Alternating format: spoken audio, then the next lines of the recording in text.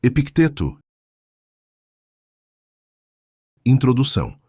Nota biográfica sobre Epicteto, Epafrodito e Musônio. As informações sobre vida de Epicteto nos vêm de três fontes principais: Aulo Gélio, Simplício e Suídas. Diz-nos a Suda. De Hierápolis, uma cidade da Frígia. Um filósofo, um escravo de Epafrodito, um dos guarda-costas do imperador Nero. Estropiado em uma perna em razão de reumatismo, viveu em Nicópolis, uma cidade da província de Épiro. Sua vida se estendeu até o reinado de Marco Antonino. Escreveu muitos livros. Epicteto confirma ter sido escravo em Diatribes, 1.9.29 e 1.19.21. Uma inscrição em sua homenagem descoberta em Pisídia, da autoria de certo Leontianus, bem como epigramas, citados por João. Crisóstomo, Macróbio e Simplício confirmam ter sido Epicteto um escravo. Sua alcunha, segundo alguns, era comumente dada a escravos e significa adquirido.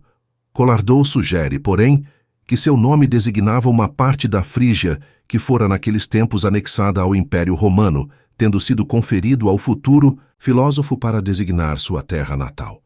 Epicteto teria chegado a Roma como servo de Epafrodito, secretário encarregado de receber petições de Nero, segundo Suetônio, chefe dos guarda-costas de Nero, segundo Suídas. Epafrodito, a quem Epicteto se refere negativamente algumas vezes nas Diatribes, ajudou Nero a suicidar-se quando este foi proclamado inimigo de Roma pelo Senado em 68, pelo que mais tarde foi condenado à morte por Domiciano. A divergência quanto à função de Epafrodito na corte de Nero pode ser explicada por ter sido de fato secretário no princípio de sua carreira, sendo posteriormente como prêmio por ter auxiliado Nero no episódio da conspiração de Pisão, encarregado da segurança pessoal do imperador, o que explicaria tê-lo acompanhado nos seus momentos finais, auxiliando-o a suicidar-se. Além disso, alguns historiadores creem ser ele o mesmo Epafrodito, a quem Flávio Josefo dedica seus escritos. Epicteto se refere ao fato de ser manco em Diatribes 1.8.14 e 1.16.20. Fontes antigas afirmam que seu defeito físico seria devido à crueldade de Epafrodito. Epicteto é também dito manco, ou com fraqueza física por Simplício. Outros dizem ainda que Epicteto fora mutilado pela violência que teria sofrido de um tirano na Macedônia. Porém, tais testemunhos podem simplesmente supor como ato o que é dito pelo próprio Epicteto em Diatribes 1.19. Razão pela qual Schenkel dá mais crédito à versão de Suídas, pois vê um caráter apotegmático naqueles relatos de maus tratos, pelos quais se opõe a liberdade interior à escravidão do corpo, tema recorrente em Epicteto. Não é possível determinar precisamente as datas de nascimento e morte de Epicteto. A partir de Diatribes 4.5.17, podemos inferir que estava vivo sob Trajano.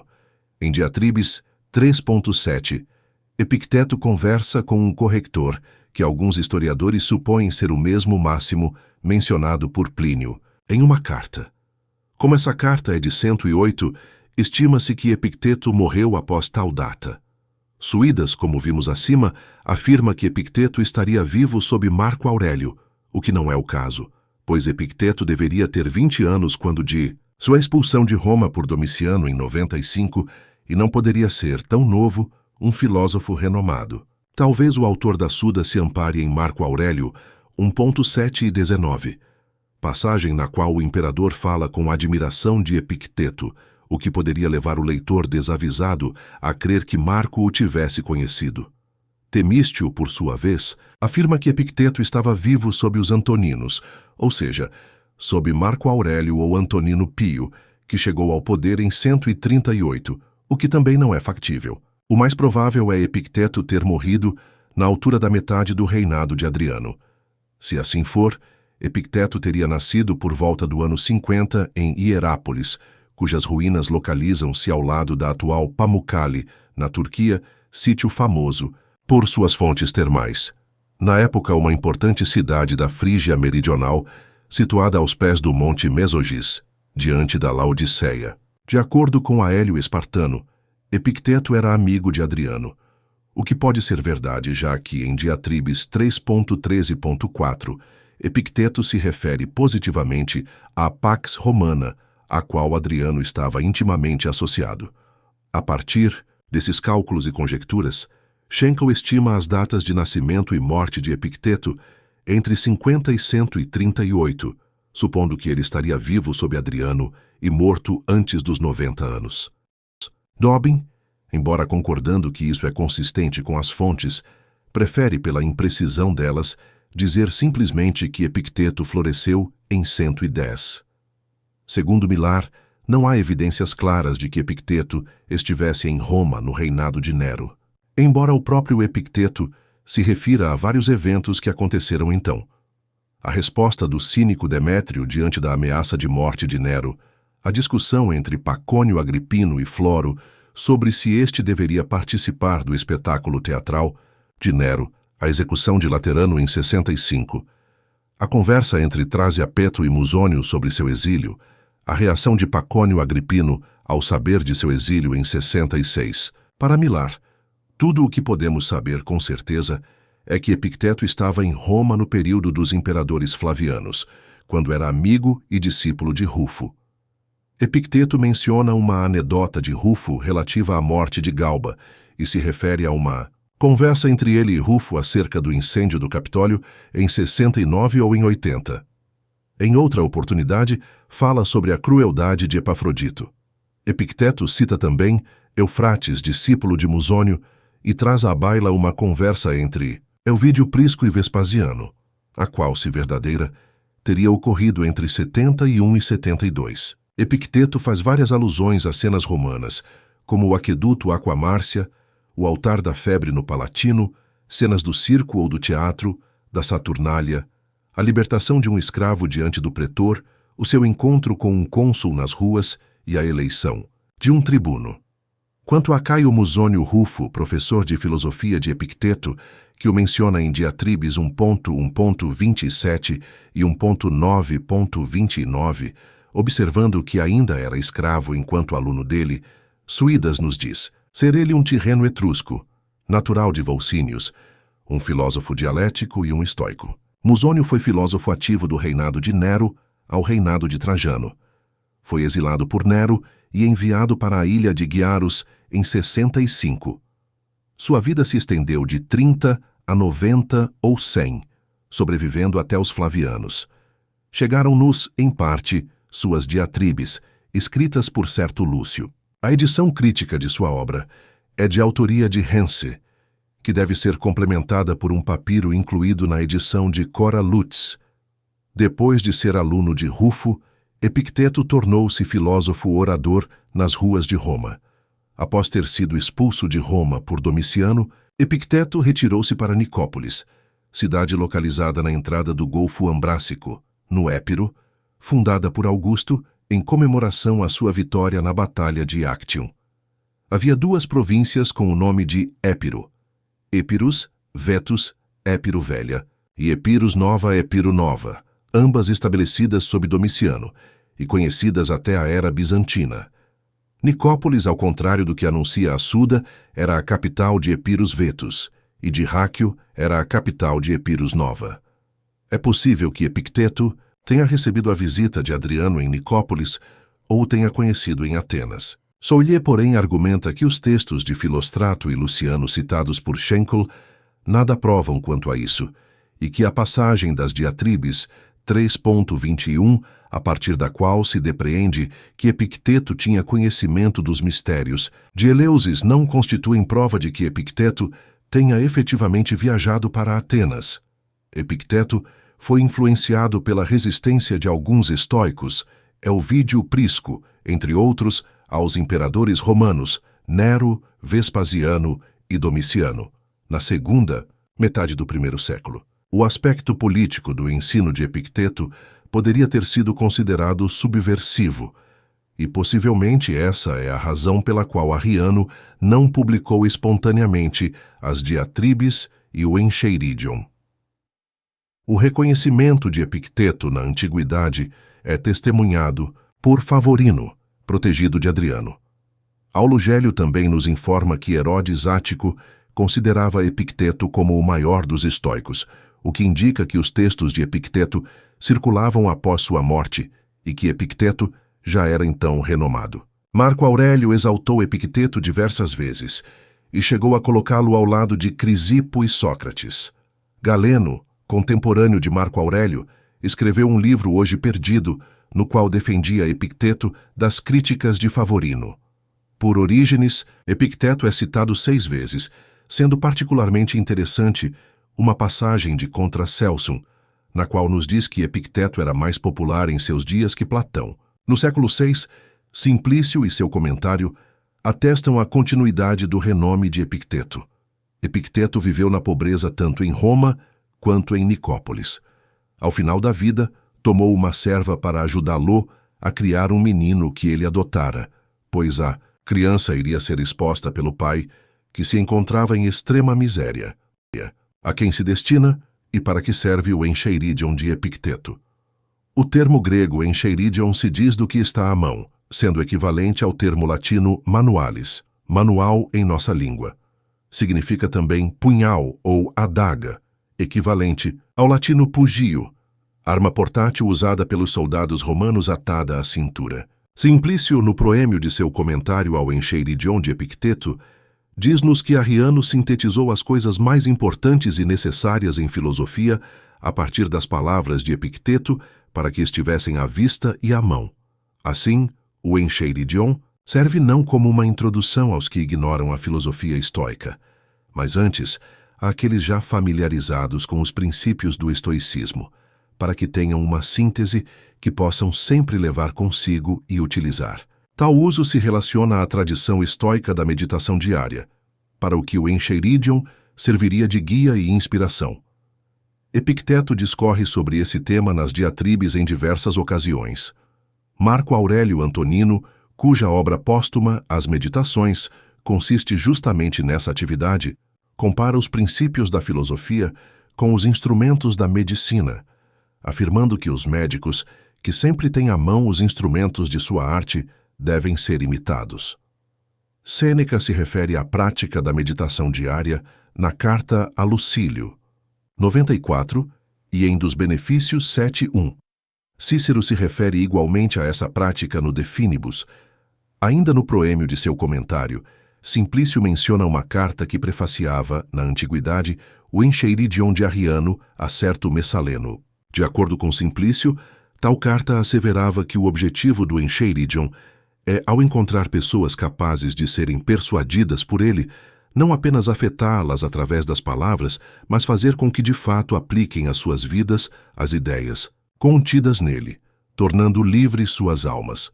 Simplício afirma que as palavras do encheiridion são efetivas, capazes de agitar a alma de qualquer um que não esteja totalmente mortificado.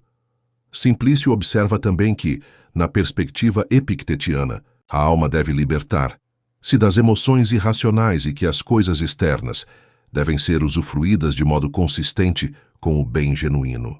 Uma das características do pensamento epictetiano, notadas por Simplício, é que quem o põe em prática pode alcançar a felicidade sem a promessa de recompensa post-mortem para a virtude. Como salienta Simplício, mesmo supondo-se a alma mortal e destrutível junto com o corpo, ainda assim qualquer um que viva de acordo com esses preceitos será genuinamente feliz, já que terá atingido sua própria perfeição e alcançado o bem que lhe é próprio. Simplício, notando que as palavras do encheiridion são enérgicas e gnômicas, mantendo entre si certa relação e ordem lógica, objetivando a arte que retifica a vida humana e elevando a alma humana ao seu próprio valor, observa que o encheiridion não se remete nem ao asceta, nem ao homem teórico, que se distanciam das coisas do corpo, mas visa o homem que tem o corpo como um instrumento e que deseja ser um genuíno ser humano, almejando reconquistar a nobreza de sua ancestralidade com a qual Deus agraciou os homens. Quanto a isso, diz-nos Simplício, alguém assim deseja ardentemente que sua alma racional viva como ela é por natureza, governando o corpo e transcendendo-o usando-o não como uma parte coordenada, mas como um instrumento. Simplício ressalta: ainda que no Encheiridion, Epicteto parte da tese sustentada por Sócrates no primeiro Alcibíades, segundo a qual o genuíno ser humano é uma alma racional que usa o corpo como um instrumento. Simplício assim formaliza tal argumento de Sócrates no primeiro Alcibíades. O homem usa suas mãos para trabalhar. Quem usa algo se distingue daquilo que usa como instrumento.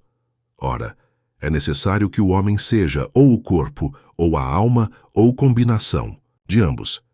Mas se a alma governa o corpo e não o contrário, o homem não é o corpo e nem, pela mesma razão, é a combinação de ambos. Disso decorre que o corpo não se move por si mesmo e é um cadáver, pois é a alma que o move. Consequentemente, o corpo tem status de instrumento em relação à alma. Recepção e transmissão do Encheiridion de Epicteto. Da era bizantina aos nossos dias, entre os bizantinos é tangível o prestígio do Encheiridion. 3 paráfrases cristãs nos chegaram, uma falsamente atribuída a Nilo, outra conhecida como Parafrasis Christiana, e outra que se encontra no manuscrito Vaticanus Dignere, 231. Aquela do Pseudo-Nilo, em cujo texto falta o nome do autor, foi atribuída a Nilo, porque em alguns códices tal opúsculo aparece entre as obras deste último. Ignora-se quando tal opúsculo foi composto. O texto mais antigo, presente no Códice Marcianus, Raneri 131, foi lavrado no século XI. A Parafrasis Christiana foi composta algum tempo antes do ano 950.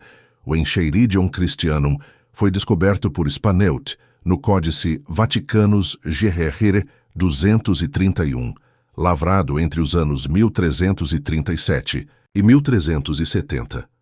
A história da difusão do texto do Encheiridion de Epicteto na Europa começa na Renascença italiana.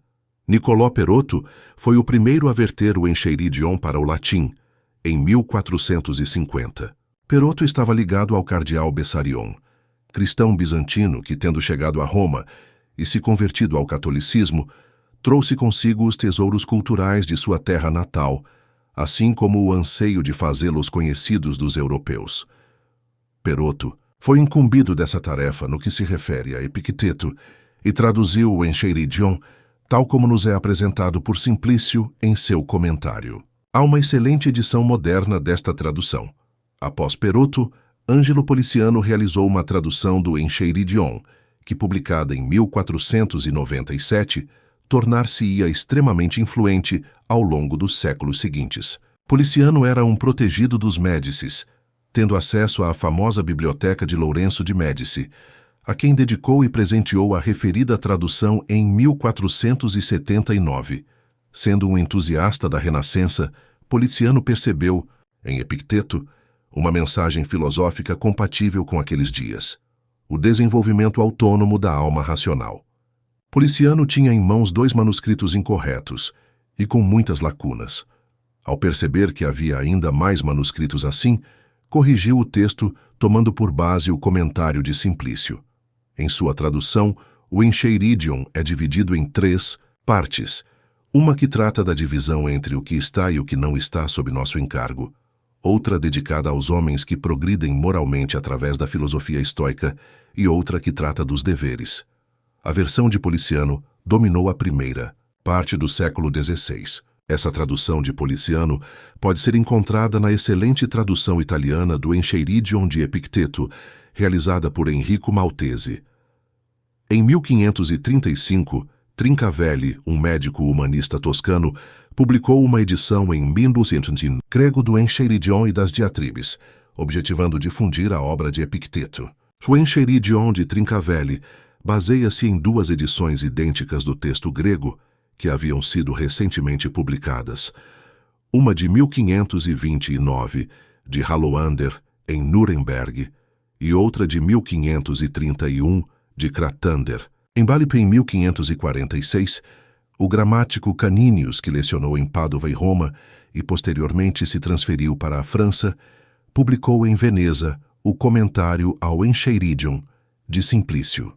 Antes dele, porém, algumas edições do Encheiridion haviam sido lançadas em solo francês. As 2 de Neobários, uma contendo o texto em grego do Encheiridion e outra com o texto em grego e a tradução de Policiano, e aquela de certo professor, de grego chamado Tusanos ou Toussaint, ligado ao Círculo de Erasmo de Roterdã, que reeditou a versão do texto em grego apresentada por Neobários. A tradução de Policiano chegaria à Alemanha, publicada pelo humanista e helenista Jacobus Schedius, em 1554. Em 1560, Hieronymus Wolff publicou sua versão latina do Encheiridion, que se tornou popular, ganhando reimpressões até o século XVIII. Em 1605, um missionário jesuíta postado na China, de nome Matteo, Ritchie publicou uma tradução de parte do Encheiridion em ideogramas chineses, por ver em Epicteto uma ponte entre o pensamento cristão e o confuciano. No século XVI, começaram a surgir as primeiras traduções em línguas vernáculas do Encheiridion. Oldfather sugere que a mais antiga dessas traduções é a de Jacob Schenck, que, tomando a edição latina de Policiano, verteu o Encheiridion para o alemão. Antoine Dumoulin foi o primeiro a publicar uma tradução francesa da obra em 1544. Ao invés de traduzir o texto grego, Moulin também se apoiou na versão latina de Policiano. Talvez seja essa tradução a qual se refere Rabelais, quando no livro 2 de Pantagruel afirma que vejo Epicteto elegantemente vestido à francesa. Após Moulin, temos a tradução de 1567 do cristão neo-estoico Rivaudot, nobre por origem e protestante. Guillaume du Vers foi o próximo a traduzir o Encheiridion, publicando seu trabalho em 1591, uma tradução que se tornou clássica, com uma linguagem afeita ao século XVII francês. Vair, um neo-estoico que escreveu outras obras influentes sobre o estoicismo, foi o primeiro católico a traduzir o Encheiridion para o francês.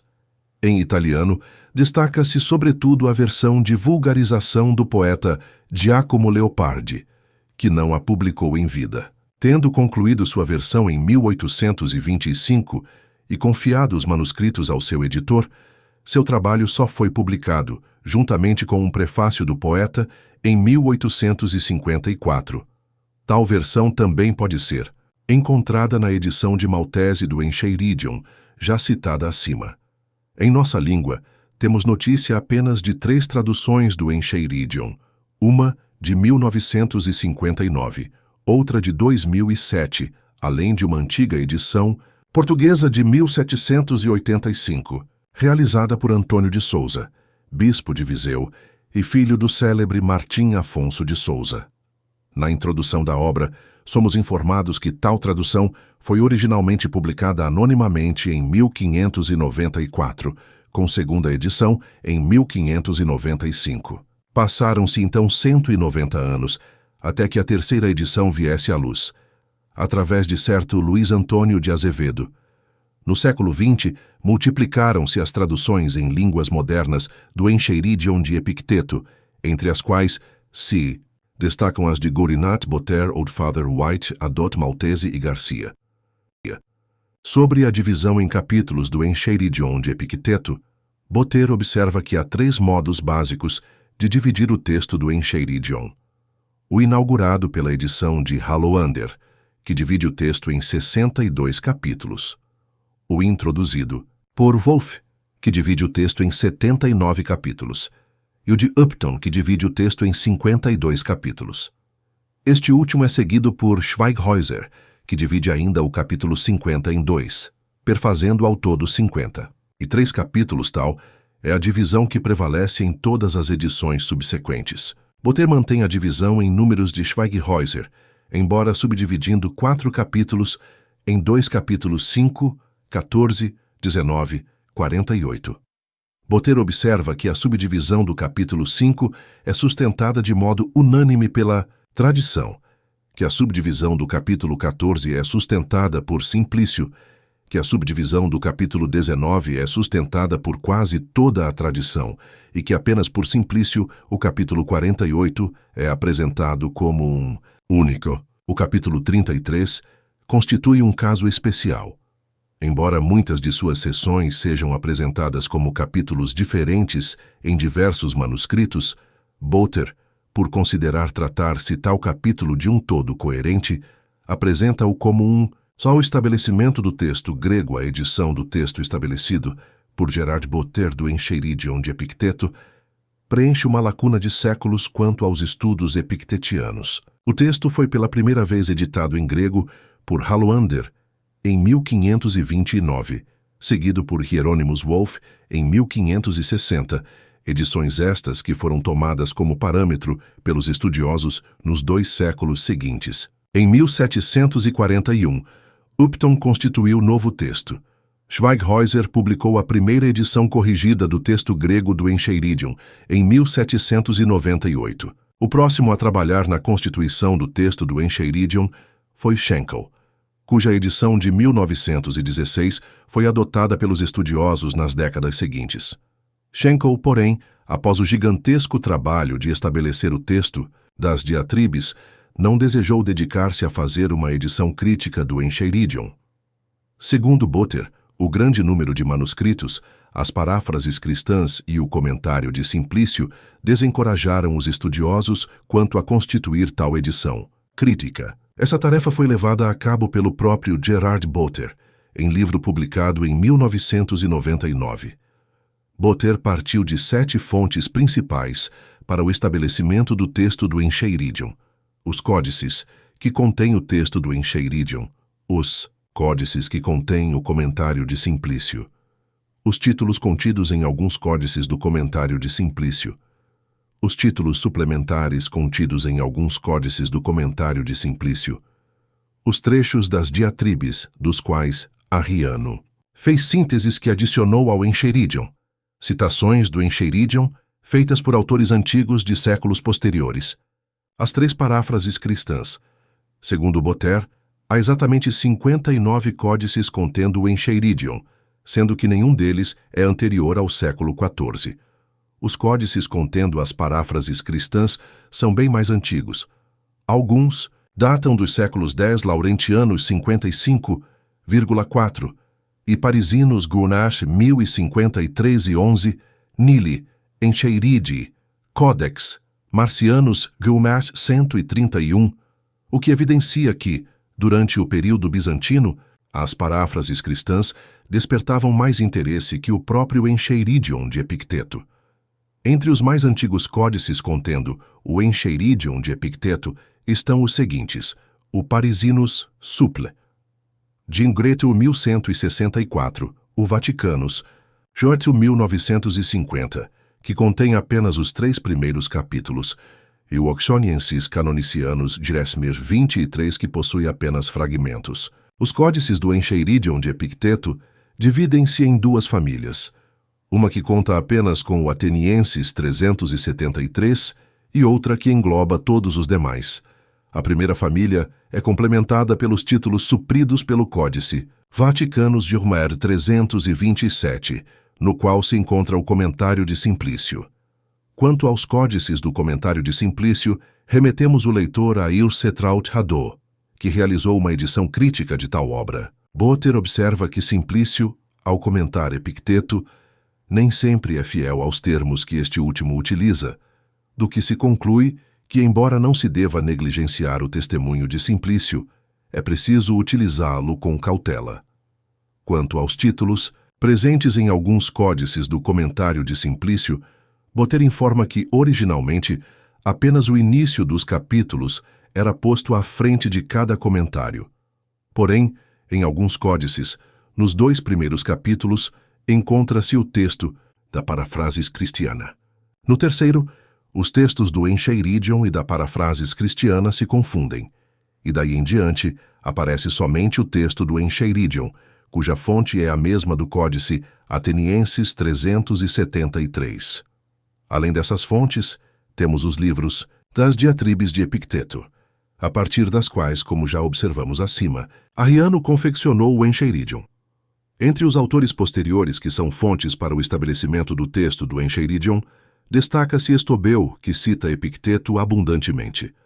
Há também autores patrísticos, entre os séculos II e VI, que tratam do Encheiridion, como Eusébio, Ambrósio, Basílio Magno, Doroteus de Gaza, Procópio de Gaza e Sinésio. Estes últimos autores em nada contribuem para o estabelecimento do Encheiridion, exceto no que se refere ao 8º capítulo, discutido por Basílio, Doroteus e Procópio.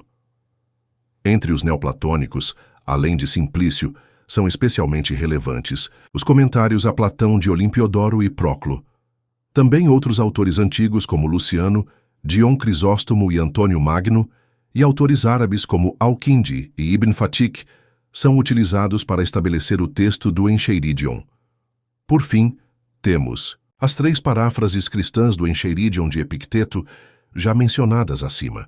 Quanto a elas, acrescentemos que a paráfrase do Pseudo-Nilo consiste no Encheiridion com uma série de interpolações, sobretudo nos capítulos onde Epicteto afirma teses contrárias à ortodoxia cristã, capítulos 32, 33 e 52. O autor também substitui os exempla de Epicteto por nomes cristãos como Paulo, no lugar de Sócrates, no capítulo 51. Também Hoiteoi, os deuses, é substituído por Hotheos, o deus ao longo do texto. Mencionemos também que os códices da parafrases cristiana dividem-se em 2 famílias, das quais uma consiste somente no Códice Laurentianus 50 e 5,4, e a outra nos demais. Seguimos em nossa tradução o texto estabelecido por Botter.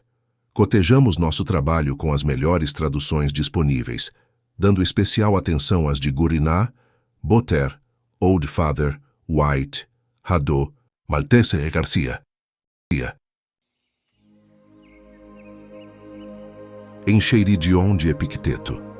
Das coisas existentes, algumas são encargos nossos, outras não. São encargos nossos o juízo, o impulso, o desejo, a repulsa em suma, tudo quanto seja ação nossa. Não são encargos nossos o corpo, as posses, a reputação, os cargos públicos em suma, tudo quanto não seja ação nossa. Por natureza, as coisas que são encargos nossos são livres, desobstruídas, sem entraves. As que não são encargos nossos são débeis, escravas obstruídas de outrem. Lembra então que se pensares livres as coisas escravas por natureza, e tuas as de outrem, tu te farás entraves, tu te afligirás, tu te inquietarás, censurarás, tanto os deuses como os homens. Mas se pensares teu unicamente o que é teu, e o que é de outrem como é de outrem, ninguém jamais te constrangerá, ninguém te fará obstáculos, não censurarás ninguém, nem acusarás quem quer que seja, de modo algum agirás constrangido, ninguém te causará dano. Não terás inimigos, pois não serás persuadido em relação a nada nocivo. Então, almejando coisas de tamanha importância, lembra que é preciso que não te empenhes de modo comedido, mas que abandones completamente algumas coisas, e por ora, deixes outras para depois. Mas se quiseres aquelas coisas, e também ter cargos e ser rico, talvez não obtenhas estas 2 últimas, por também buscar as primeiras, e absolutamente não atingirás aquelas coisas por meio das quais unicamente resultam a liberdade e a felicidade. Então pratica dizer prontamente a toda representação bruta: és representação, e de modo algum és o que se afigura. Em seguida, examina-a e testa-a com essas mesmas regras que possuis, em primeiro lugar, e principalmente se é sobre coisas que são encargos nossos ou não. E caso esteja entre as coisas que não sejam encargos nossos, tenha à mão que nada é para mim. Lembra que o propósito do desejo é obter o que se deseja, e o propósito da repulsa é não se deparar com o que se evita. Quem falha no desejo é não afortunado. Quem se depara com o que evita é desafortunado. Caso, entre as coisas que são teus encargos, somente rejeites as contrárias à natureza, não te depararás com nenhuma coisa que evitas. Caso rejeites a doença, a morte ou a pobreza, serás desafortunado. Então retira a repulsa de todas as coisas que não sejam encargos nossos e transfere-a para as coisas que, sendo encargos nossos, são contrárias à natureza. Por ora, suspende por completo o desejo, pois se desejares alguma das coisas que não sejam encargos nossos, necessariamente não serás afortunado. Das coisas que são encargos nossos, todas quantas seria belo desejar, nenhuma está ao teu alcance ainda. Assim faz uso somente do impulso e do refreamento, sem excesso, com reserva e sem constrangimento. Sobre cada uma das coisas que seduzem, tanto as que se prestam ao uso, quanto as que são amadas, lembra de dizer de que qualidade ela é, começando, a partir das menores coisas. Caso ames um vaso de argila, diz que eu amo um vaso de argila, pois se ele se quebrar, não te inquietarás. Quando beijares ternamente teu filho ou tua mulher, diz que beijas um ser humano, pois se morrerem, não te inquietarás. Quando estiveres prestes a empreender alguma ação, recorda-te de que qualidade ela é. Se fores aos banhos, considera o que acontece na sala de banho. Pessoas que espirram água, empurram, insultam, roubam. Empreenderás a ação com mais segurança se assim disseres prontamente: quero banhar-me e manter a minha escolha segundo a natureza. E do mesmo modo para cada ação. Pois se houver algum entrave ao banho, terás à mão que eu não queria unicamente banhar-me, mas também manter minha escolha segundo a natureza, e não a manterei se me irritar com os acontecimentos. As coisas não inquietam os homens, mas as opiniões sobre as coisas. Por exemplo, a morte nada tem de terrível. Ou também a Sócrates teria se afigurado assim, mas é a opinião a respeito da morte de que ela é terrível que é terrível. Então, quando se nos apresentarem entraves, ou nos inquietarmos, ou nos afligirmos, jamais consideremos outra coisa a causa. Senão nós mesmos, isto é, as nossas próprias opiniões, é a ação de quem não se educou a acusar os outros pelas coisas que ele próprio faz erroneamente. De quem começou a se educar, acusar a si próprio. De quem já se educou não acusar os outros nem a si próprio. Não te exaltes por nenhuma vantagem de outrem. Se um cavalo dissesse, exaltando-se, sou belo, isso seria tolerável. Mas quando tu, exaltando-te, disseres, possuo um belo cavalo, sabe que te exaltas pelo bem do cavalo. Então o que é teu? O uso das representações. Desse modo, quando utilizares as representações segundo a natureza, aí então te exalta, pois nesse momento te exaltarás por um bem que depende de ti. Em uma viagem marítima, se saíres para fazer provisão de água quando o navio estiver ancorado, poderás também pegar uma conchinha e um peixinho pelo caminho. Mas é preciso que mantenhas o pensamento fixo sobre o navio, voltando-te continuamente, que jamais o piloto te chame. E se te chamar, abandona tudo para que não sejas lançado ao navio amarrado como as ovelhas. Assim também é na vida. Não, será um obstáculo se ela te der, ao invés de uma conchinha e um peixinho, uma mulherzinha e um filhinho. Mas se o capitão te chamar, corre para o navio, abandonando tudo, sem te voltares para trás. E se fores velho, nunca te afastes muito do navio para que um dia, quando o piloto te chamar, não fiques para trás. Não busques que os acontecimentos aconteçam como queres, mas quere que aconteçam como acontecem, e tua vida terá um curso sereno. A doença é entrave para o corpo, mas não para a escolha, se ela não quiser. Claudicar é entrave para as pernas, mas não para a escolha. Diz isso para cada uma das coisas que sucedem contigo, e descobrirás que o entrave é próprio de outra coisa e não teu. Quanto a cada uma das coisas que sucedem contigo, lembra, voltando a atenção para ti mesmo, de buscar alguma capacidade que sirva para cada uma delas. Caso vires um belo homem ou uma bela mulher, descobrirás para isso a capacidade do autodomínio. Caso uma tarefa extenuante se apresente, descobrirás a perseverança. Caso a injúria, a paciência. Habituando-te desse modo, as representações não te arrebatarão. Jamais, a respeito de coisa alguma, digas, eu a perdi, mas sim, eu a restituí. O filho morreu? Foi restituído. A mulher morreu? Foi restituída. A propriedade me foi subtraída, então também foi restituída. Mas quem a subtraiu é mau. O que te importa por meio de quem aquele que te dá a pede de volta? Na medida em que ele der, faz uso do mesmo modo de quem cuida das coisas de outrem, do mesmo modo dos que se instalam em uma hospedaria. Se queres progredir, abandona pensamentos como estes. Se eu descuidar dos meus negócios, não terei o que comer. Se eu não punir o servo, ele se tornará inútil, pois é melhor morrer de fome, sem aflição e sem medo, que viver inquieto na opulência. É melhor ser mau o servo que tu infeliz. Começa a partir das menores coisas. Derrama-se um pouco de azeite, é roubado um pouco de vinho. Diz, por esse preço é vendida a ausência de sofrimento. Esse é o preço da tranquilidade. Nada vem de graça. Quando chamares o servo, pondera que é possível que ele não venha, ou, se vier, que ele não faça o que queres.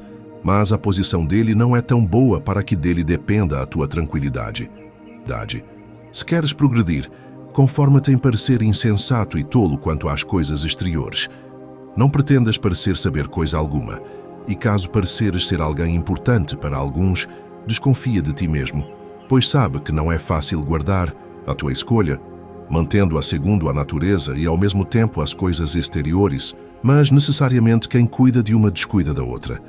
Se quiseres que teus filhos, tua mulher e teus amigos vivam para sempre, és tolo, pois queres que as coisas que não são teus encargos sejam encargos teus, como também que as coisas de outrem sejam tuas. Do mesmo modo, se quiseres que o servo não cometa faltas, és insensato, pois queres que o vício não seja o vício, mas outra coisa. Mas se quiseres não falhar em teus desejos, isso tu podes. Então exercita o que tu podes. O Senhor de cada um é quem possui o poder de conservar ou afastar as coisas desejadas ou não desejadas por cada um. Então, quem quer que deseje ser livre, nem queira, nem evite o que dependa de outros. Senão, necessariamente será escravo. Lembra que é preciso que te comportes como em um banquete. Uma iguaria que está sendo servida chega a ti, estendendo a mão, toma a tua parte disciplinadamente. Passa ao largo. Não a persigas. Ainda não chegou? Não projetes o desejo, mas espera até que venha a ti. Age do mesmo modo em relação aos teus filhos, à tua mulher, aos cargos, à riqueza, e um dia serás um valoroso conviva dos deuses. Porém, se não tomares as coisas mesmo quando sejam colocadas diante de ti, mas as desdenhares, nesse momento não somente serás um conviva dos deuses, mas governarás com eles. Agindo dessa maneira, Diógenes, Heráclito e seus semelhantes foram por mérito divinos, e assim foram chamados. Quando vires alguém aflito, chorando pela ausência do filho ou pela perda de suas coisas, toma cuidado para que a representação de que ele esteja envolto em males externos não te arrebate. Mas tem prontamente a mão, que não é o acontecimento que o oprime, pois este não oprime outro, mas sim a opinião sobre o acontecimento. No entanto, não hesites em solidarizar-te com ele com tuas palavras, e caso caiba, em lamentar-te junto. Mas toma cuidado para também não gemeres por dentro. Lembra que és um ator de uma peça teatral, tal como o quer o autor da peça. Se ele a quiser breve, breve será. Se ele a quiser longa, longa será. Se ele quiser que interpretes o papel de mendigo, é para que interpretes esse papel com talento. E da mesma forma, se ele quiser que interpretes o papel de coxo, de magistrado, de homem comum, pois isto é teu. Interpretar belamente o papel que te é dado, mas escolhê-lo cabe a outro. Quando um corvo crocitar maus auspícios, que a representação não te arrebate, mas prontamente efetua a distinção e diz: isso nada significa para mim, mas ou ao meu pequenino corpo, ou às minhas pequeninas coisas, ou à minha reputaçãozinha, ou aos meus filhos, ou à minha mulher. Se eu quiser, todas as coisas significam bons auspícios para mim, pois se alguma dessas coisas ocorrer, beneficiar-me delas depende de mim. Pode ser invencível, se não te engajares em lutas nas quais vencer não depende de ti.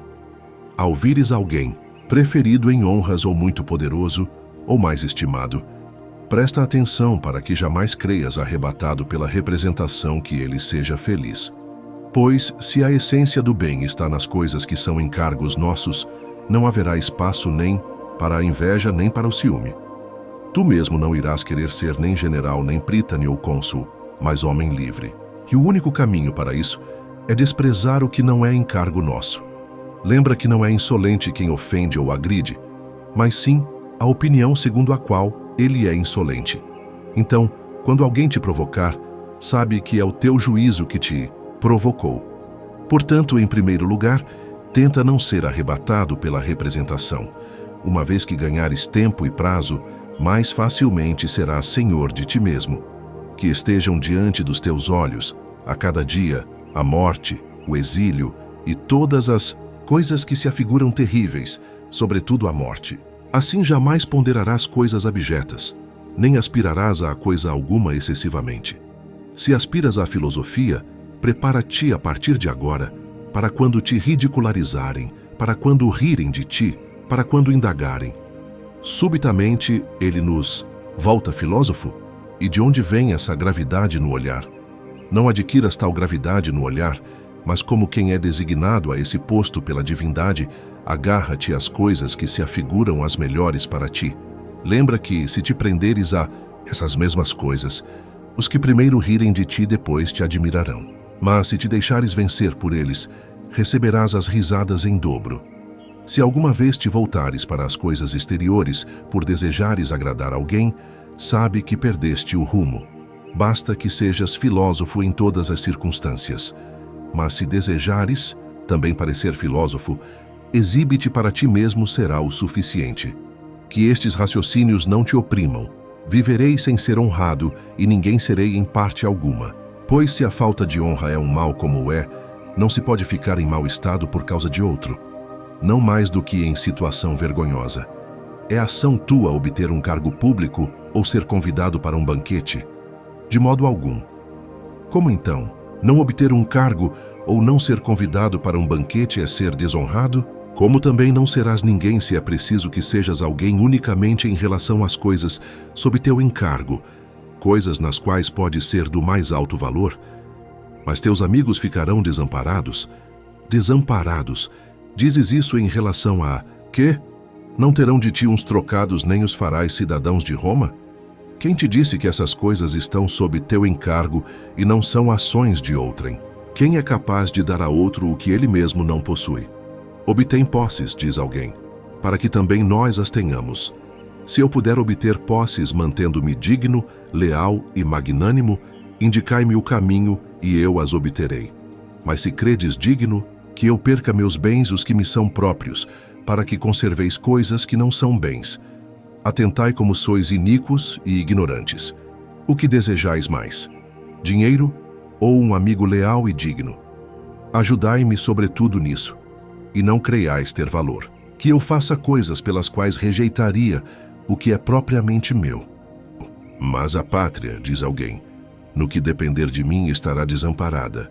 Pelo contrário, pois de que tipo seria esse amparo? A pátria não terá por teu intermédio pórticos nem banhos públicos. E daí? Pois não há sandálias por intermédio do ferreiro nem armas por intermédio do sapateiro, mas basta que cada um cumpra a ação que lhe é própria. Se forneceres para a pátria outro cidadão leal e digno, em nada a beneficiarias? Sim. Então tu mesmo não serias inútil à pátria. Que lugar, diz alguém, terei na cidade? O que te for possível, mantendo-te ao mesmo tempo leal e digno.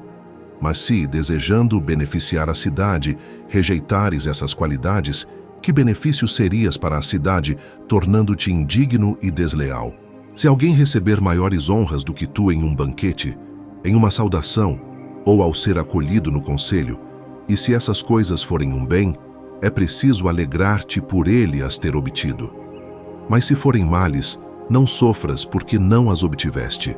Lembra que não podes senão agires para obter coisas que não são encargos nossos, merecer uma parte igual à dos que agem para obtê-las. Pois como quem não vai periodicamente à porta de alguém, pode obter o mesmo que quem vai? Quem acompanha, o mesmo que quem não acompanha? Quem elogia, o mesmo que quem não elogia? Serias injusto e insaciável se, não pagando o preço pelo qual aquelas coisas são vendidas, desejasses obtê-las gratuitamente. Porquanto é vendida uma alface, que custe um óbolo, então quem dispensa o óbolo toma da alface, e tu, que não o dispensaste, não a tomas. Não penses ter menos do que quem a tomou, pois do mesmo modo que ele possui a alface, tu possuis o óbolo que não entregaste. Assim também é neste caso. Não foste convidado para o banquete de alguém, pois não deste ao anfitrião a quantia pela qual ele vende a refeição. Ele a vende por elogios, por obséquios. Se te é vantajoso, paga o preço pelo qual ela é vendida. Mas se queres não pagar por ela e obter-la, és insaciável e estúpido. Então nada tens no lugar do repasto? Com certeza! Não terás que elogiar quem não queres, nem aturar os que estão diante da porta dele. Aprende-se o propósito da natureza a partir do que não discordamos uns dos outros. Por exemplo, quando o servo de outrem quebra um copo, tem-se prontamente à mão que isso acontece. Então, se o teu copo se quebrar, sabe que é preciso que hajas tal como quando o copo de outro se quebra. Do mesmo modo, transfere isso também para as coisas mais importantes. Morre o filho ou a mulher de outro. Não há quem não diga, é humano. Mas quando morre o próprio filho ou a própria mulher, diz-se prontamente, ó desafortunado que sou. É preciso que lembremos como nos sentimos quando ouvimos a mesma coisa acerca dos outros. Do mesmo modo que um alvo não é fixado para não ser atingido, assim também a natureza do mal não existe no cosmos. Se alguém entregasse teu corpo, a quem chegasse tu te irritarias. E por que entregas teu pensamento a quem quer que apareça? Para que, se ele te insultar, teu pensamento se inquiete e se confunda. Não te envergonhas por isso? A respeito de cada ação, examina o que a antecede e o que a sucede, e então a empreende. Senão primeiro te entusiasmarás, e por não teres ponderado sobre as consequências, depois, quando estas se mostrarem vergonhosas, desistirás. Queres vencer os Jogos Olímpicos? Também eu, pelos deuses, pois é uma coisa bela. Mas examina o que antecede e o que segue tal vitória, e então empreende a ação. É preciso ser disciplinado, submeter-se a regime alimentar, abster-se de guloseimas, exercitar-se obrigatoriamente na hora determinada, tanto no calor como no frio. Não beber água gelada nem vinho, mesmo que ocasionalmente. Em suma, é preciso confiar-se ao treinador como ao médico. Depois é preciso lançar-se à luta e, por vezes, machucar as mãos, torcer o tornozelo e engolir muita areia. Às vezes, tanto ser fustigado quanto, depois de tudo isso, ser vencido. Tendo examinado essas coisas, caso ainda queiras, torna-te atleta. Se não, do mesmo modo que as crianças se comportam, ora elas brincam de lutador, ora de gladiador, ora tocam trombetas. Depois encenam uma tragédia. Também tu serás ora atleta, ora gladiador, depois orador, em seguida filósofo, mas nada serás com tua alma toda. Como um macaco, imitarás tudo o que vires. Uma coisa após a outra te agradará, pois nada empreenderás após exame e investigação, mas agirás ao acaso e sem ardor. Alguns, ao contemplarem e ouvirem um filósofo desses, que falam bem como Sócrates, e de fato quem é capaz de falar como ele, querem também eles próprios ser filósofos. Homem, examina primeiro de que qualidade é a coisa, depois observa a tua própria natureza para saber se a podes suportar. Desejas ser pentatleta ou lutador? Olha teus braços e coxas, observa teus flancos, pois cada um nasceu para uma coisa. Crês que, sendo filósofo, podes comer do mesmo modo, beber do mesmo modo, ter regras e falta de humor semelhantes? É preciso que faças vigílias, que suportes fadigas, que te afastes da tua família, que sejas desprezado pelos servos, que todos riam de ti, que tenhas a menor parte em tudo, nas honras, nos cargos públicos, nos tribunais, em todo tipo de assunto de pequena monta. Examina essas coisas se queres receber em troca delas a ausência de sofrimento, a liberdade e a tranquilidade. Caso contrário, não te envolvas. Não sejas, como as crianças, agora filósofo, depois cobrador de impostos, em seguida orador, depois procurador de César. Essas coisas não combinam. É preciso que sejas um homem bom ou mau. É preciso que cultives a tua própria faculdade diretriz ou as coisas exteriores. É preciso que assumas ou a arte acerca das coisas interiores ou acerca das exteriores. Isto é, que assumas ou o posto de filósofo ou o de homem comum. As ações convenientes são, em geral, medidas pelas relações. É teu pai? Isso implica que cuides dele, que cedas em tudo, que o toleres quando te insulta, quando te bate. Mas ele é um mau pai? De modo algum, pela natureza, estás unido a um bom pai, mas a um pai. Meu irmão é injusto. Mantém o teu próprio posto em relação a ele. Não examines o que ele faz, mas o que te é dado fazer, e a tua escolha estará segundo a natureza. Pois se não quiseres, outro não te causará dano, mas sofrerás dano quando supuseres ter sofrido dano. Deste modo, então, descobrirás as ações convenientes para com o vizinho, para com o cidadão, para com o general, se te habituares a considerar as relações. Quanto à piedade em relação aos deuses, sabe que o mais importante é o seguinte: que possuas juízos corretos sobre eles, que eles existem, e governam todas as coisas de modo belo e justo, e que te disponhas a obedecer-lhes e a aceitar todos os acontecimentos, seguindo-os voluntariamente como realizações da mais elevada inteligência. Assim, não censurarás jamais os deuses, nem os acusarás de terem te esquecido. Mas isso só é possível se tirares o bem e o mal das coisas que não são encargos nossos, e os colocares nas únicas coisas que são encargos nossos. Pois se supuseres boas ou más algumas das coisas que não são encargos nossos, é absolutamente necessário, quando não atingires as que queres, ou te deparares com as que não queres, que censures e odeies os responsáveis. Pois é natural a todo vivente evitar e afastar-se das coisas que se afiguram nocivas e de suas causas, como também buscar e admirar as coisas benéficas e suas causas. Então, é inconcebível que alguém, pensando sofrer algum dano, alegre-se com o que lhe parece danoso. Do mesmo modo, também é impossível que se alegre com o próprio dano. Daí também isto: um pai é ofendido pelo filho quando não partilha com este as coisas que a este parecem boas.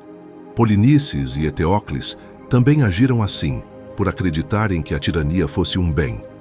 Em razão disso, o camponês insulta os deuses, bem como o marinheiro, o comerciante, os que perdem as mulheres e os filhos.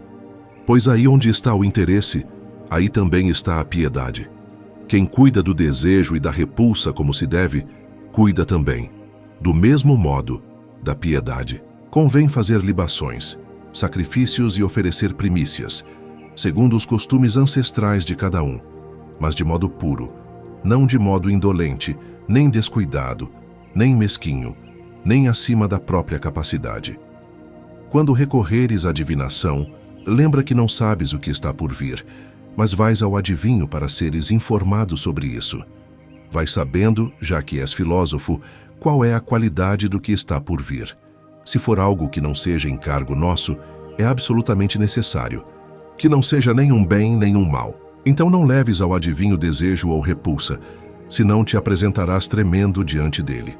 Mas discernindo que tudo o que vier é indiferente, e nada, seja o que for, se refere a ti, pois poderás fazer bom uso do acontecimento, e isso ninguém te impedirá. Vai confiante aos deuses, vendo-os como teus conselheiros.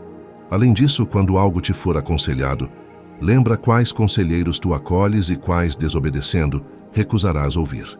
Consulta o oráculo do mesmo modo que Sócrates julgava ter valor, para os casos nos quais o exame como um todo se refere às consequências, e os pontos de partida para conhecer o assunto não são dados nem pela razão, nem por alguma outra arte. Assim, quando precisares compartilhar um perigo com um amigo ou com a pátria, não consultes o oráculo se deves compartilhar o perigo, pois se o adivinho anunciar maus presságios, é evidente que isso significa ou a morte, ou a perda de alguma parte do corpo, ou exílio. Mas a razão te impele, mesmo nessas situações, a ficar ao lado do amigo ou da pátria e expor-te ao perigo. Portanto, dá atenção ao maior dos adivinhos, Apolo Pítico, que expulsou do templo o homem que não socorreu o amigo que estava sendo assassinado. Fixa, a partir de agora, um caráter e um padrão para ti próprio, que guardarás quando estiveres sozinho ou quando te encontrares com outros. Na maior parte do tempo, fica em silêncio ou, com poucas palavras, fala o que é necessário. Raramente, quando a ocasião pedir, fala algo, mas não sobre coisa ordinária. Nada sobre lutas de gladiadores, corridas de cavalos, nem sobre atletas, nem sobre comidas ou bebidas, assuntos falados por toda parte. Sobretudo, não fale sobre os homens. recriminando-os ou elogiando-os ou comparando-os. Então, se fores capaz, conduz a tua conversa e a dos que estão contigo para o que é conveniente. Porém, se te encontrares isolado em meio a estranhos, guarda silêncio. Não rias muito nem sobre muitas coisas, nem de modo descontrolado. Recusa-te a fazer juramentos, se possível por completo. Se não, na medida do possível. Põe de lado os banquetes de estranhos e de homens comuns. Mas, se um dia surgir uma ocasião propícia, mantém-te atento e jamais caias na vulgaridade. Pois sabe que quando o companheiro for impuro, quem convive com ele necessariamente se torna impuro, mesmo que por acaso esteja puro. Acolhe as coisas relativas ao corpo na medida da simples necessidade: alimentos, bebidas, vestimenta, serviçais. Mas exclui por completo a ostentação ou o luxo. Quanto aos prazeres de Afrodite, deves preservar-te ao máximo até o casamento. Mas se te engajares neles, é preciso tomá-los conforme o costume. No entanto, não sejas grave nem crítico com os que fazem uso deles, nem anuncies repetidamente que tu próprio não o fazes. Se te disserem que alguém, maldosamente, falou coisas terríveis de ti, não te defendas das coisas ditas, mas responde: que ele desconhece meus outros defeitos, ou não mencionaria somente esses. Não é necessário ir frequentemente aos espetáculos, mas se surgir uma ocasião propícia, não mostres preocupação com ninguém, senão contigo mesmo, isto é, quere que aconteçam somente as coisas que acontecerem e que vença somente o vencedor, pois assim tu não te farás entraves. E abstente por completo de gritar, rir de alguém ou comover-te. Uma vez tendo saído do espetáculo, não fales muito sobre o que lá se passou, na medida em que isso não leva à tua correção, pois a partir de tal ação será evidente que admiraste o espetáculo. Nem ao acaso, nem prontamente vás às palestras dos outros, mas se fores, guarda um caráter ao mesmo tempo reverente, equilibrado e cordial. Quando fores te encontrar com alguém, sobretudo algum, dentre os que parecem proeminentes, indaga a ti mesmo o que Sócrates ou Zenão fariam em tais circunstâncias, e não te faltarão meios para agir convenientemente. Quando fores encontrar alguém do grupo dos muito poderosos, considera a possibilidade de que não o acharás em casa, de que serás impedido de entrar, de que as portas se fecharão para ti, de que ele não te dará atenção. E se ainda assim for conveniente ir, vai. Mas suporta os acontecimentos e jamais digas a ti mesmo: isso não vale tanto. Pois orientar-se pelas coisas exteriores é próprio do homem comum. Nas conversas, desiste de lembrar, frequente e desmedidamente, as tuas ações e aventuras perigosas, pois não é prazeroso para os outros ouvir as coisas que te aconteceram, quanto te é lembrá-las. Desiste também de provocar risadas, pois tal atitude resvala na vulgaridade, como também pode fazer com que os teus próximos percam o respeito por ti. Encetar conversas vergonhosas é perigoso. Quando isso ocorrer, se a ocasião for propícia, repreende quem se comporta assim. Se a ocasião não for propícia, mostra por meio do silêncio, do rubor e de um ar sombrio que estás descontente com a conversa. Quando apreenderes a representação de algum prazer ou de alguma outra coisa, guarda-te e não sejas arrebatado por ela. Que o assunto te espere. Concede um tempo para ti mesmo. Lembra então destes dois momentos: um, no qual desfrutarás o prazer, e outro posterior, no qual, tendo-o desfrutado, tu te arrependerás e criticarás a ti mesmo. Compara então com esses dois momentos o quanto, abstendo te desse prazer, tu te alegrarás e elogiarás a ti próprio. Porém, caso a ocasião propícia para empreender a ação se apresente, toma cuidado. Que não te vençam sua doçura e sua sedução.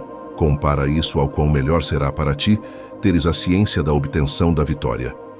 Quando discernires que deves fazer alguma coisa, faz. Jamais evites ser visto fazendo-a, mesmo que a maioria suponha algo diferente sobre a ação. Pois se não fores agir corretamente, evita a própria ação. Mas se fores agir corretamente, por que temer os que te repreenderão incorretamente? Assim como é dia e é noite, possuem pleno valor. Quando em uma proposição disjuntiva, mas não em uma conjuntiva, Assim também tomar a maior parte da comida tem valor para o corpo, mas não o valor comunitário que é preciso observar em um banquete. Quando então comeres com alguém, lembra de não veres somente o valor para o corpo dos pratos postos à tua frente, mas que também é preciso que guardes o respeito para com o anfitrião. Se aceitares um papel além de tua capacidade, tanto perderás a compostura, quanto deixarás de lado aquele que é possível que bem desempenhes. Do mesmo modo que, ao caminhares, tomas cuidado para que não pises em um prego ou não torças o pé, assim também toma cuidado para que não causes dano à tua faculdade diretriz. Se guardarmos atentamente essa regra, nós empreenderemos cada ação com mais segurança. O corpo é a medida das posses de cada um, como o pé o é da sandália. Se te fixares nisso, guardarás a medida. Mas se fores além, necessariamente cairás no abismo, e assim igualmente a respeito da sandália. Se fores muito além do pé, ela torna-se dourada, em seguida púrpura, depois bordada. Pois, uma vez ultrapassada a medida, não há mais limite algum. As mulheres, logo após os seus 14 anos, são chamadas de senhoras pelos homens. Vendo assim que nenhuma outra coisa lhes cabe, exceto se deitarem com eles, começam a se embelezar. E nisso, depositam todas as esperanças. É importante então que cuidemos para que percebam que por nenhuma outra coisa são honradas, senão por se apresentarem disciplinadas e dignas. É sinal de incapacidade ocupar-se com as coisas do corpo, tal como exercitar-se muito, comer muito, beber muito, evacuar muito, copular muito. É preciso fazer essas coisas como algo secundário, que a atenção seja toda para o pensamento. Quando alguém te tratar mal ou falar mal de ti, lembra que ele o faz ou fala pensando que isso lhe é conveniente. Não lhe é possível, então, seguir o que se te afigura, mas o que se lhe afigura, de modo que, se equivocadamente se lhe afigura, aquele que sofre o dano é quem está enganado. Com efeito, se alguém supuser falsa uma proposição conjuntiva, verdadeira, não é a proposição conjuntiva que sofre o dano, mas quem se engana. Agindo de acordo com isso, serás gentil com quem te insulta. Diz, pois, em cada uma dessas ocasiões: assim lhe parece. Toda coisa tem dois lados, um suportável e outro não suportável. Por exemplo, se teu irmão for injusto contigo, não o tomes por aí, isto é, que ele é injusto, pois isso não é suportável, mas toma-o antes por aqui, que ele é teu irmão, e que fostes criados juntos, assim o tomarás de acordo com o que é suportável. Estes argumentos são inconsistentes. Eu sou mais rico do que tu, logo sou superior a ti. Eu sou mais eloquente do que tu, logo sou superior a ti. Mas antes estes são consistentes. Eu sou mais rico do que tu, logo minhas posses são maiores do que as tuas. Eu sou mais eloquente do que tu, logo minha eloquência é maior do que a tua. Pois tu não és nem as posses nem a eloquência. Alguém se banha de modo apressado. Não digas que ele se banha de modo ruim, mas de modo apressado. Alguém bebe muito vinho. Não digas que ele bebe de modo ruim, mas que bebe muito. Pois antes de discernir a opinião dele, como sabes que ele age de modo ruim? Assim, não ocorrerá que apreendas as representações compreensivas de umas coisas e dês assentimento a outras. Jamais te declares filósofo. Nem entre os homens comuns fales frequentemente sobre princípios filosóficos, mas age de acordo com os princípios filosóficos. Por exemplo, em um banquete, não discorras sobre como se deve comer, mas come como se deve. Lembra que Sócrates, em toda parte, punha de lado as demonstrações, de tal modo que os outros o procuravam quando desejavam ser apresentados aos filósofos por ele, e ele os levava. E dessa maneira, sendo desdenhado, ele ia. Com efeito, caso, em meio a homens comuns, uma discussão sobre algum princípio filosófico sobrevenha, silencia ao máximo, pois o perigo de vomitar imediatamente o que não digeriste é grande. E quando alguém te falar que nada sabes e não te morderes, sabe então que começaste a ação. Do mesmo modo que as ovelhas não mostram o quanto comeram, trazendo a forragem ao pastor, mas tendo digerido internamente o pasto, produzem lã e leite, também tu não mostres os princípios filosóficos aos homens comuns, mas, após tê-los digerido, mostra as ações. Quanto ao corpo, quando tiveres te adaptado à frugalidade, não te gabes disso. Nem digas em toda ocasião se beberes água, que bebes água. E se quiseres em algum momento exercitar-te para uma tarefa árdua, faz isso para ti mesmo e não para os outros. Não abraces estátuas, mas se tiveres forte sede, bebe um gole de água gelada e cospe e não digas a ninguém. Postura e caráter do homem comum. Jamais espera benefício ou dano de si mesmo, mas das coisas exteriores. Postura e caráter do Dósimo, filósofo. Espera todo benefício e todo dano de si mesmo. Sinais de quem progride. Não recrimina ninguém, não elogia ninguém, não acusa ninguém, não reclama de ninguém.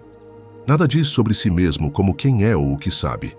Quando em relação a algo é entravado ou impedido, recrimina a si mesmo.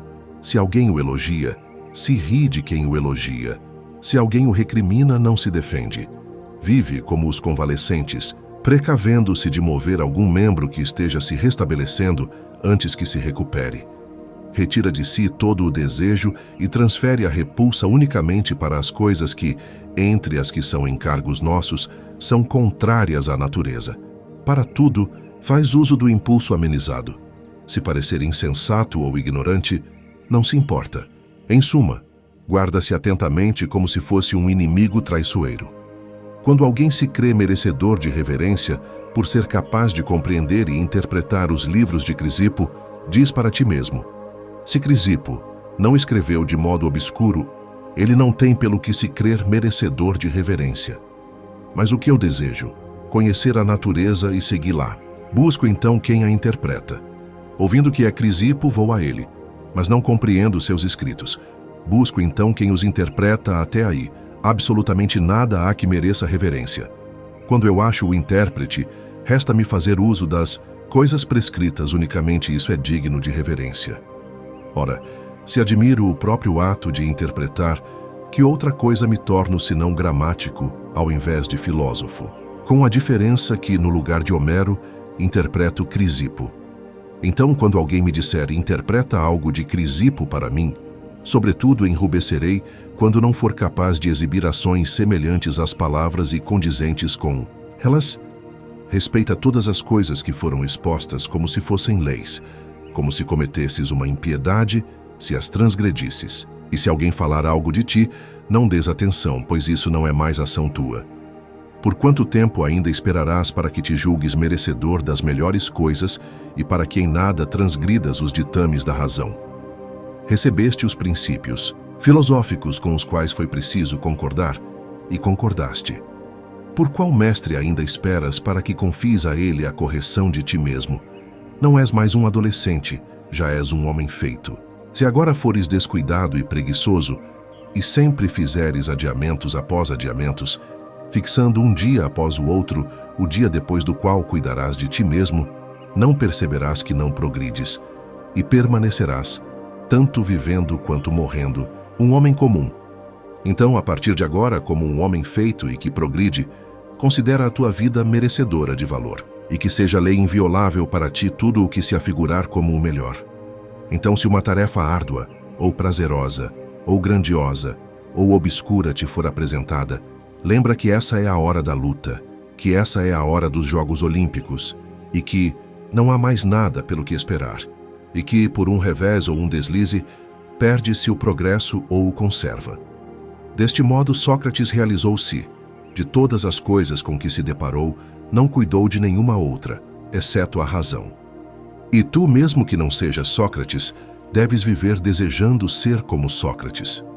O primeiro e mais necessário tópico da filosofia é o da aplicação dos princípios, por exemplo, não sustentar falsidades. O segundo é o das demonstrações. Por exemplo, por que é preciso não sustentar falsidades? O terceiro é o que é próprio para confirmar e articular os anteriores, por exemplo, porque isso é uma demonstração. O que é uma demonstração? O que é uma consequência? O que é uma contradição? O que é o verdadeiro? O que é o falso? Portanto, o terceiro tópico é necessário em razão do segundo, e o segundo em razão do primeiro, mas o primeiro é o mais necessário, e onde é preciso se demorar. Porém, fazemos o contrário, pois no terceiro despendemos nosso tempo, e todo o nosso esforço é em relação a ele, mas do primeiro descuidamos por completo. Eis aí porque, por um lado, sustentamos falsidades e, por outro, temos à mão, como se demonstra que não é apropriado sustentar falsidades. É preciso em toda ocasião ter à mão o seguinte: conduze-me, Zeus, e tu também, destino, para o posto ao qual um dia fui designado, que diligente eu vos seguirei, e se mal me tornando não o quiser, ainda assim vos seguirei. Aquele que de modo justo ceder à necessidade é, para nós, sábio e conhecedor das coisas divinas, Críton, se assim é desejado pelos deuses, que assim seja. Ânito e Meleto podem me matar, mas não podem me causar dano.